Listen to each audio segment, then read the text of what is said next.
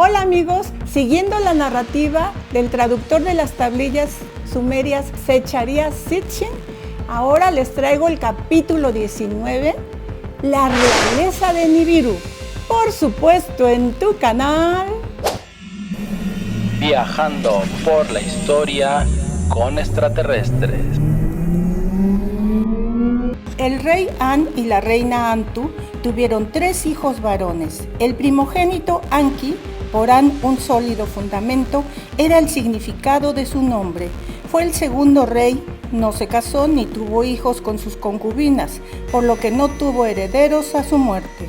Por ello, el heredero al trono fue el hijo mediano Anib, el que es hijo de An en realeza celestial, siendo el tercero en reinar, eligiendo a la hija de su hermano pequeño como esposa, Ninib, la dama de Ib, quien le dio un hijo, Anchargal, el más grande de los príncipes, el que sería el sucesor del trono, el cuarto rey. Eligió como esposa a su hermanastra Kichargal, gran princesa del suelo firme. El conocimiento fue el principal objetivo de Anchargal. Estudió el espacio, nombrando al año nibiruano Char, equivalente a 3.600 años de la Tierra, medida utilizada para contar el número de chars de cada reinado real y registrarlos. Dividió el char en 10 partes y decretó 2 festividades que sustituían a todas las de antaño para unificar al pueblo, y eran la festividad de calor cuando Nibiru se acercaba al sol y la festividad del frío cuando se alejaba. Decretó leyes de marido y mujer, de hijos e hijas, proclamó las costumbres de las primeras tribus para todo el país. Desde las guerras, las mujeres superaban en gran número a los hombres, por lo que decretó que un hombre podía tener concubinas, pero una debía ser elegida como esposa oficial o primera esposa, y por ley, el hijo primogénito era el sucesor de su padre. No tardó en llegar la confusión. Si el hijo primogénito no era nacido de la primera esposa y después ésta tenía un hijo, ¿se convertiría por ley en heredero legal? Por ello decretó la ley de la simiente, la cual decía que el hijo de una hermanastra, cuando quiera que naciera, por encima de todos los demás hijos, alcanzaría la sucesión. Motivo por el que el quinto rey se le asignó el nombre de Anchar, eligiendo como primera esposa a su hermanastra Kichar, y la dinastía continuó. Durante su reinado los campos redujeron sus cosechas, frutos y cereales perdieron abundancia. Su hijo Enchar, noble maestro del Char, ascendió después al trono, siendo el sexto rey. Estudió a los 5 planetas exteriores de nuestro sistema solar, enviando naves celestes a examinar la atmósfera de estos planetas de deslumbrante belleza, buscando remedios para sus problemas. A cada uno le dio un nombre honrando a sus antepasados ancestrales. An-Urano y Antu-Neptuno llamó a los planetas gemelos los primeros encontrados. Más allá de la vuelta de Nibiru estaban Anchar Saturno y Kichar Júpiter, los más grandes. Como un mensajero, Gaga Plutón, entre los otros corría a veces el primero en encontrar Nibiru. Estos eran los que recibían a Nibiru mientras circundaba el Sol. Más allá, como una frontera, el brazalete repujado, cinturón de asteroides, circundaba al Sol Apsu.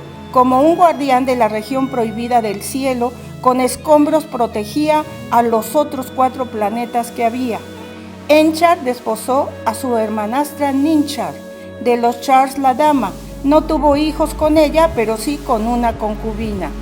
Duuru, en el lugar de la morada forjado, ascendió al trono siendo el 7º rey, eligiendo a su primera esposa por amor y no por simiente. Dauru, la que está a mi lado, en la corte real la confusión corría desenfrenada, porque la fertilidad estaba ausente. Mientras tanto, los contrastes térmicos se agudizaban. En algunas regiones el calor era sofocante y en otras el frío diezmaba las cosechas, enfermaba a los pueblos. En Agade, la ciudad del trono, se reunieron eruditos y sabios para averiguar las causas del desastre.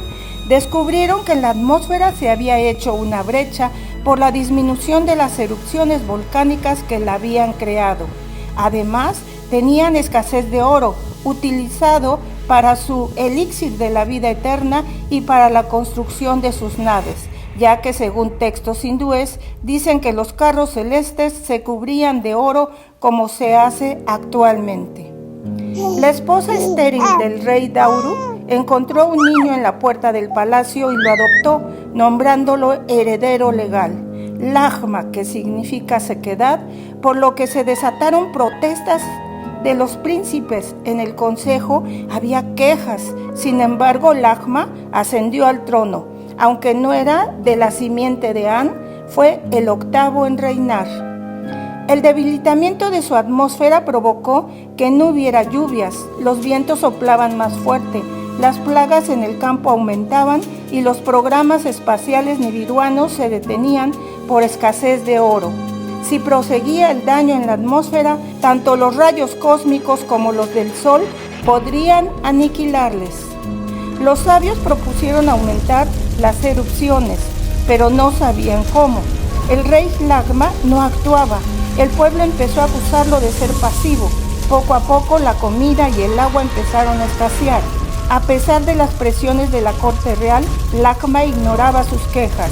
Después de 4 chars, 14.400 años terrestres, los conflictos aumentaban, la comida y el agua escaseaban, la unidad se perdió. El rey, siguiendo el consejo de su esposa, se limitaba a suplicar al gran creador de todo. Anu tenía 3 hijos de diferentes madres. Ea, su primogénito, hijo de la concubina Id. Enlil, hijo de su hermanastra Antum. Y Ninma, hija de una concubina. Ninma era sumamente hermosa, llena de sabiduría, rápida en aprender. Anu eligió para esposo a su hijo Ea, por lo cual el hijo de ambos se convertiría en el sucesor legal. Sin embargo, ella estaba enamorada de su hermanastro Enlil, un arrojado comandante por el cual se dejó seducir, teniendo un hijo. Ninurta le nombraron los dos. Anu, enfurecido, le prohibió casarse con alguien a Ninma. Ea abandonó a la que por decreto de Anu tenía que ser su esposa.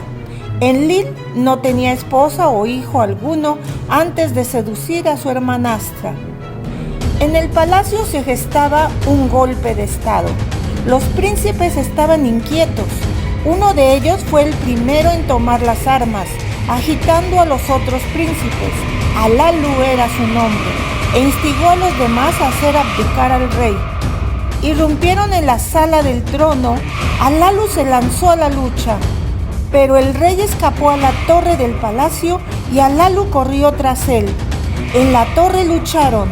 Lagma cayó muerto. Alalu se dirigió a la sala del trono y se sentó en él. Sin derecho ni consejo se proclamó rey.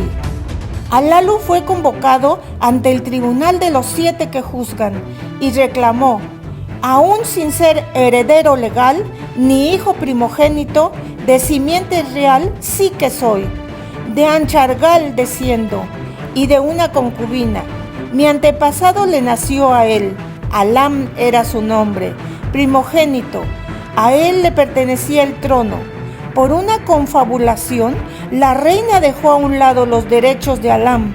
La ley de la simiente de la nada se inventó para que su hijo obtuviera la realeza. A Alam se le privó de la realeza y al hijo de ella en su lugar le fue concedida. Por descendencia, soy el continuador de las generaciones de Alam. La semilla de Anchargal está dentro de mí. El consejo revisó los anales reales de la Casa de Registros, determinando que a él le pertenecía la realeza. Convocaron a los ancianos y a los príncipes y lo nombraron rey. Sin embargo, de entre los príncipes, un joven se adelantó y dijo: se debería reconsiderar la sucesión. porque aunque ni primogénito ni hijo de la reina, de pura simiente desciendo, la esencia de An se preservó en mí, sin diluirse en concubina. Dijo ser Anu, por su antepasado An. Muchos consejeros lo apoyaron. Le llamaron a Alalu para contarle lo sucedido. Al príncipe Anu, Alalu le ofreció su brazo en abrazo. A Anu le dijo: aunque de diferente descendencia, de un único antepasado descendemos ambos. Vivamos en paz. Juntos devolveremos la abundancia a Nibiru. Déjame conservar el trono. Conserva tú la sucesión. Y dijo al consejo: que Anu sea príncipe coronado, que sea él mi sucesor, que su hijo se case con mi hija, que se unifique la sucesión. Anu hizo una reverencia ante el consejo.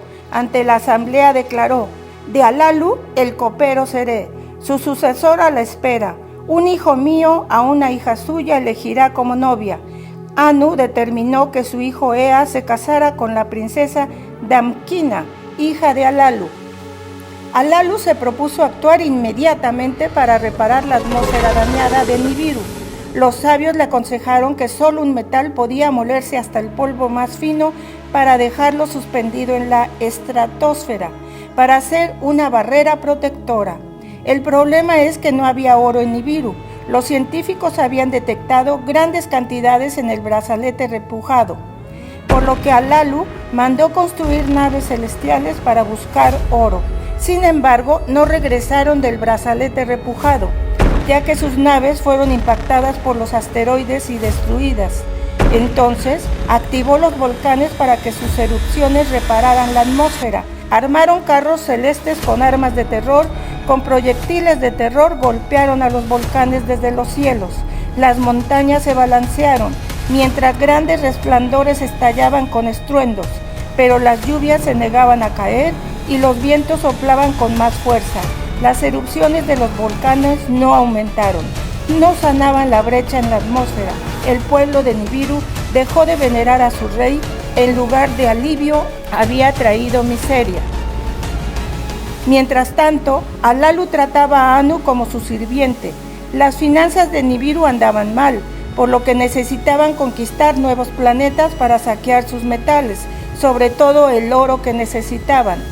Durante 9 periodos, Alalu fue el rey de Nibiru, 32.400 años terrestres. Anu se cansó de esperar y desafió a Alalu en combate. Mano a mano, como era la tradición, con los cuerpos desnudos lucharían y vencería a aquel que quedara en pie. Forcejearon en la plaza pública. Alalu hincó la rodilla, al suelo cayó sobre su pecho. Alalu fue derrotado. Por aclamación, Anu fue proclamado el 10º rey de Nibiru. En medio de la agitación de las masas, Alalu se escabulló sigilosamente por miedo a terminar muerto como Lagma. Se subió a un carro celestial que arrojaba proyectiles, cerró la portezuela y entró para ocupar el asiento del comandante. Encendió lo que muestra el camino, llenándose la cámara con un aura azulado. Luego levantó las piedras de fuego, escuchándose un zumbido, avivó el gran quebrantador del carro, mismo que arrojaba un resplandor rojizo, y escapó de Nibiru en la nave espacial, pasando desapercibido. Puso rumbo hacia la Tierra, lugar donde no habían podido llegar porque debían cruzar el brazalete repujado, sitio del que ninguna nave había regresado. Pero era el lugar donde sus sabios, eruditos y comandantes le habían dicho que el agua que había llegado a la tierra Ki del destruido Tiamat contenía grandes cantidades de oro, así como otros metales que necesitaban. Valía la pena arriesgarse. Es muy importante que recuerden la ley de la simiente, porque más adelante va a ser la causa de grandes luchas por el poder entre dos hermanastros que llegarán a la tierra y sus descendientes. Además, a lo largo de nuestra historia, solo basta recordar las grandes batallas que se han librado por las familias de la realeza y matando a quien se interponga. Pero ahora la pregunta está en el aire. ¿Logrará cruzar el cinturón de asteroides Salalu y llegar a su destino, la Tierra? Eso lo veremos en el próximo capítulo. No te lo puedes perder. ¡Hasta entonces!